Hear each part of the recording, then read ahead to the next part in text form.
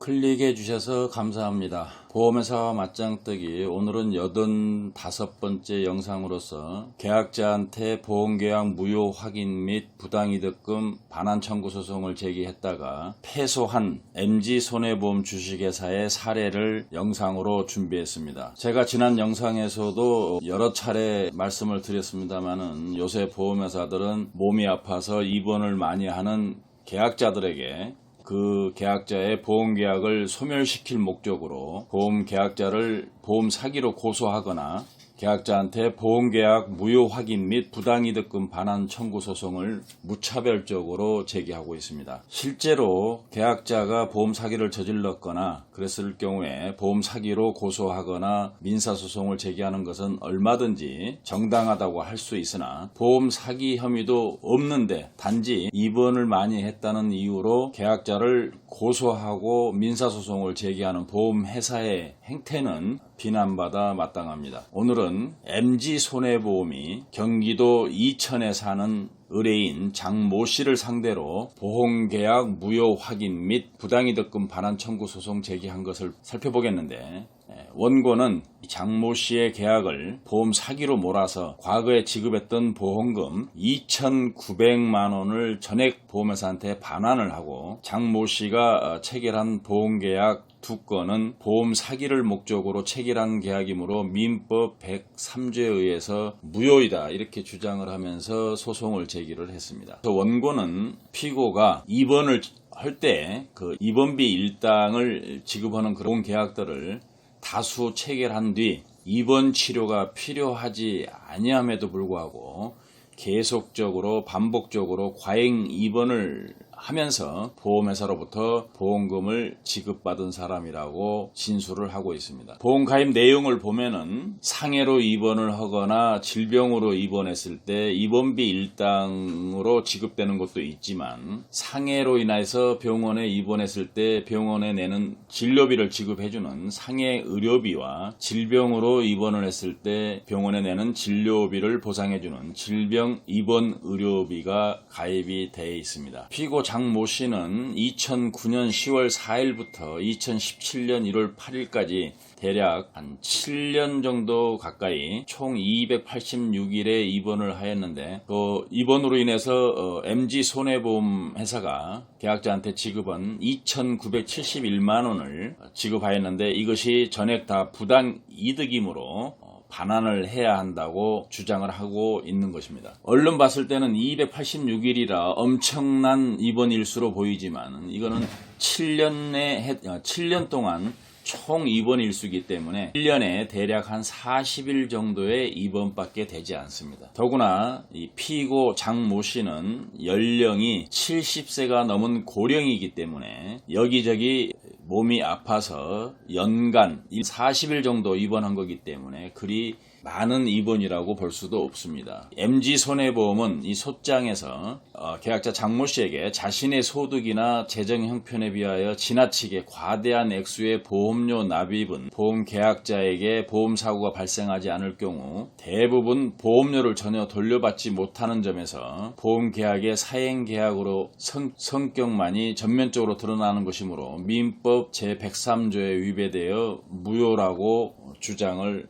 하고 있습니다. 더구나 이 MG손해보험의 변호사는 이 소장을 서울중앙지방법원에 접수를 하였는데, 소장의 청구 원인에서 관할에 관한 의견 그래놓고 이 사건 소송은 이 사건 각 보험계약이 무효임을 전제로 피고에게 부당이득 반환을 청구하는 소송이므로 원고의 주소지가 피고의 의무 이행지가 됩니다. 따라서 이 사건 소송은 민사소송법 제8조에 의하여 귀원의 관할이 있다고 하겠습니다, 이렇게 주장을 했는데, 이건 잘못된 주장입니다. 보험계약하고 관련되는 소송은 계약자 주소지를 관할하는 법원으로 한다고 대한민국의 모든 보험약관에 규정되어 있습니다. 그럼에도 불구하고 이 MG손해보험 소송 대리인인 변호사는 계약자 주소지가 아닌 MG손해보험 주소지 관할인 서울중앙지방법원으로 소장을 접수했는데, 보험약관대로라면은 피고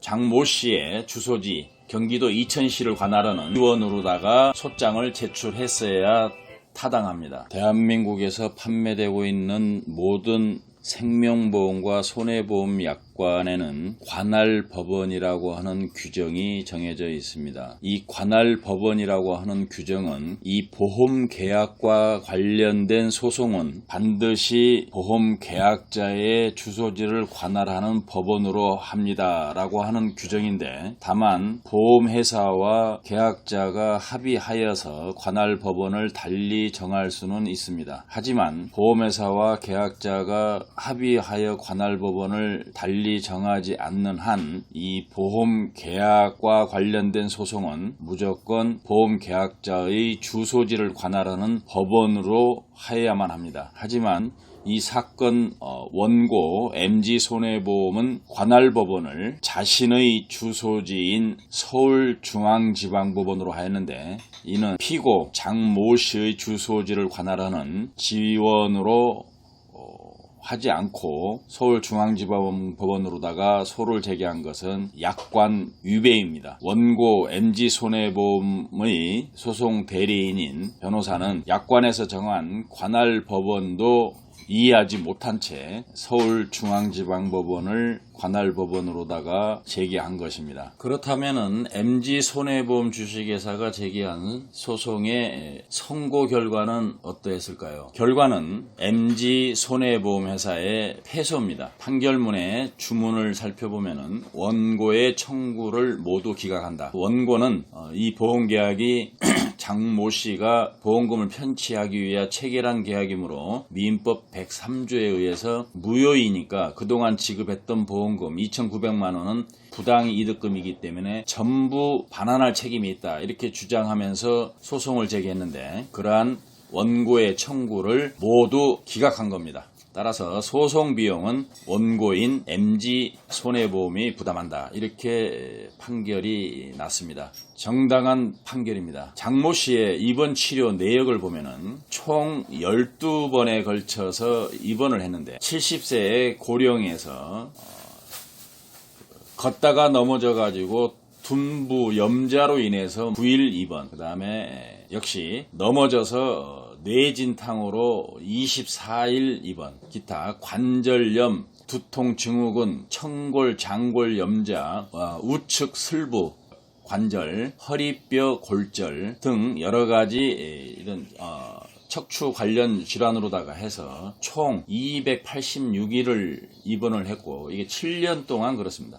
보험금을 수령한 것은 MG손해보험이 2,971만 원을 지급을 했는데, 재판부는 이렇게 판단을 했습니다.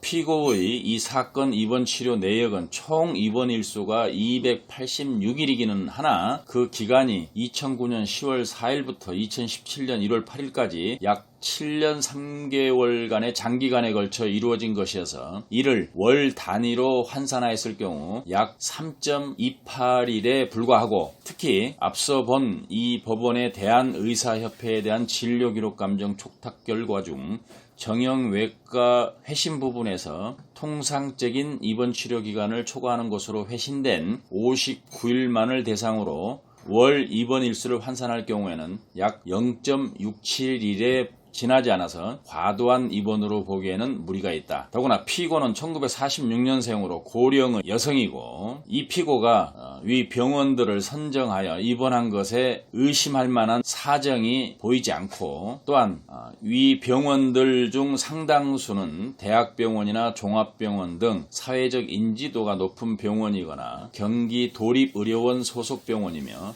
위 병원들이 허위 또는 과잉 입원 치료 등으로 적발되었다는 등의 자료도 제출된 바가 없다. 이러한 내용으로 판단을 하고, 특히 재판부는 원고는 보험업을 전문으로 영위하는 회사로서 피고의 보험가입 적격 여부를 심사하여 이 사건 보험계약을 체결하였고, 월 보험료를 정상적으로 납입받아 왔고, 피고가 병명, 치료 내용 등이 기재된 해당 병원의 진단서, 입퇴원 확인서 등을 첨부하여 원고에게 보험금을 청구하면은 원고는 각 보험사고마다 보험금 지급 여부를 심사하여 지급해 왔던 것으로 보이는데, 그 과정에서 피고가 보험사고나 질병을 과장하거나 허위로 보험금을 청구하였다는 등의 사유로 보험금을 감액하여 지급하거나 지급을 거절한 사실이 없다. 그럼에도 불구하고 원고는 이 사건 보험계약 체결일로부터 약 9년이 경과한 시점에서 앞선 피고의 입원 치료가 허위, 과잉 입원 치료에 해당한다고 주장하면서 이 사건 보험계약 해지 및 그동안 지급한 보험금의 반환을